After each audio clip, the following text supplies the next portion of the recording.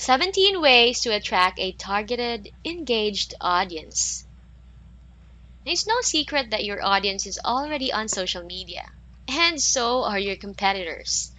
That means if you're not fully maximizing your use of social media in your marketing campaigns, then you're likely leaving a lot of money on the table. So, with that in mind, here are 17 tips for attracting and engaging your social media audience. Number 1, consider these top social media platforms. Now, when you think of social media, you may have one or two sites immediately come to mind. However, there are actually several popular platforms for you to consider.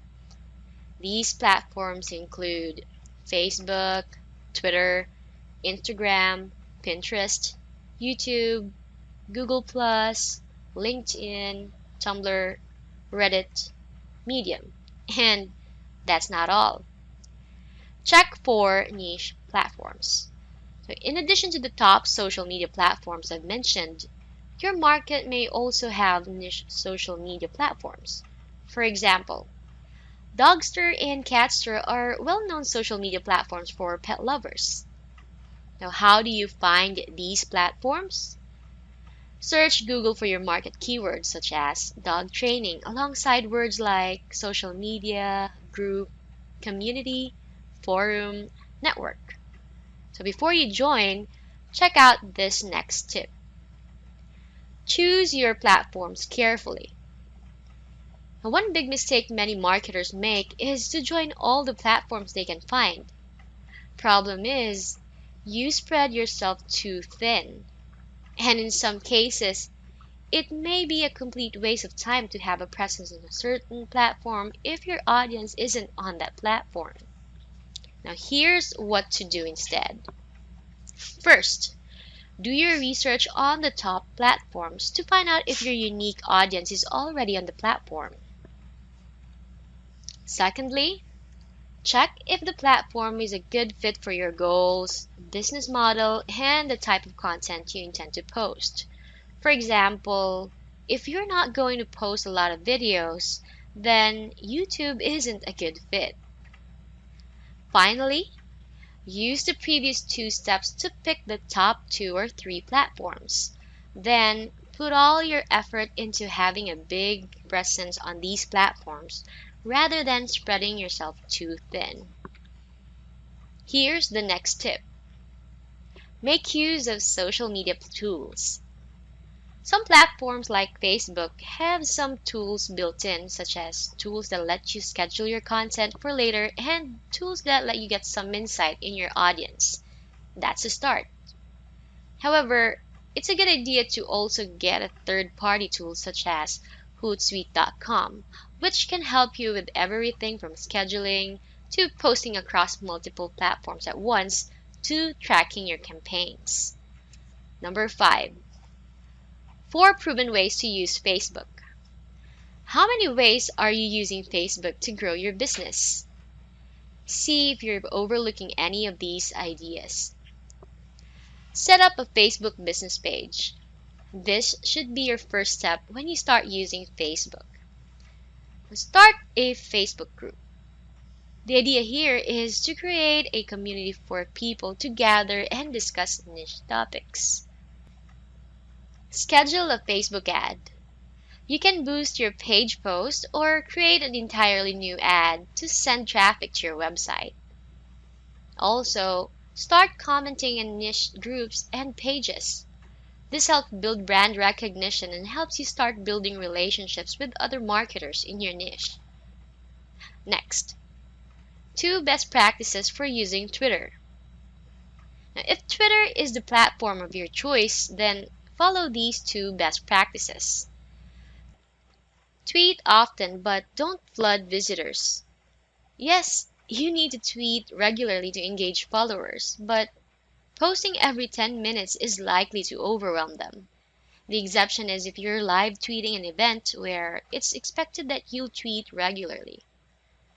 Join the conversation. If your niche is talking about something, then use appropriate hashtags and or reply to individuals to join the conversation. Be sure to offer a fresh viewpoint, which will help you stand out. Number 7. The social media mini checklist. You've picked a platform and you're ready to get set up. Use this mini checklist. Upload professional profile and cover photos. Be sure these photos look good and reflect your brand. Fill out your profile. Don't make it all about you. Instead, turn the spotlight on your audience and what you can do for them. Link to your website. Give visitors a good reason to click through. And link from your website. For example, put social media badges on your blog. Consider your goals. Now, what is your purpose in posting on social media? Your goals are going to dictate what you post and how often. Create a publishing plan. Here's where you decide the sort of content you'll post and when you'll post it. Invite your current audience to join you in social media. So blog about your new page, send a newsletter letting subscribers know about it, etc. And start posting. Be sure to post often and make it a two-way interaction. It is social media after all, so be social. Next, 3 ways to engage your social media audience. You'll get the most benefits from social media if you're able to engage your audience. Now follow these tips. Post in-demand content. Do your market research to see what sort of content your audience wants. For example, what sort of content are they buying? What sort of content are they showing a lot of interest in on blogs and other social media pages? Figure out the best topics, then create your own fresh take on them. Encourage readers to interact. So whenever you post something, give your readers a reason to like, comment, and share your content. For example, you might post about somewhat controversial topic and then end with, "What do you think?" Interact with followers. While you want your followers to interact with your content, it's equally important that you interact with them. This means sharing their good content, liking their comments, and replying to the most thoughtful comments. In other words, show readers there is a human on the other side of your social media pages. Number 9. 20 kinds of content to post on social media. The idea here is to post a variety of content to keep your readers engaged and to determine what sort of content they respond to best. Here are ideas for you to use. Articles, tutorials, lists like tips list, resource list, gear list, roundups of popular posts, etc.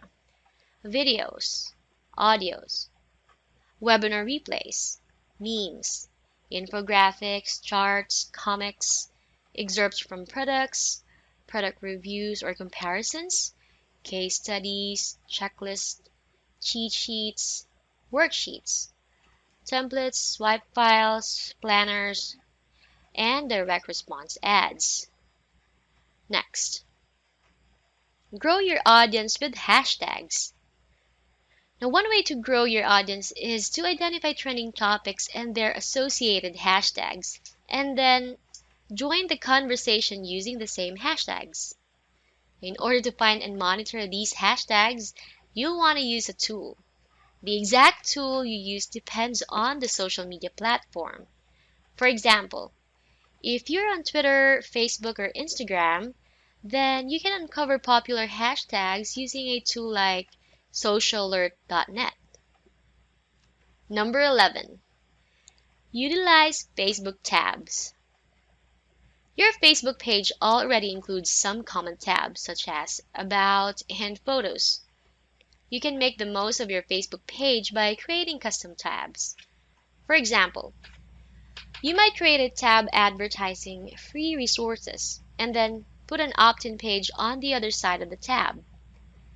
To learn more about creating custom tabs, just go to developers.facebook.com/docs/pages/tabs. 12. Post frequently.